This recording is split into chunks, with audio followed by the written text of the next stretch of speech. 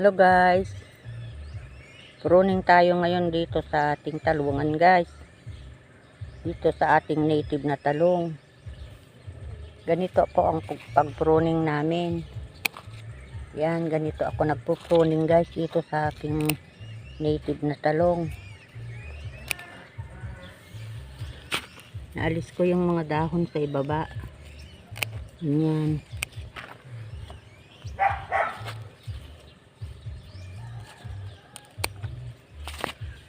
Dito po siya oh. Yan, alisin natin yung dahon sa ibaba niya. Yan, para malinisan din. Yan, ganito ang pag-pruning namin sa native na talong guys. Yan.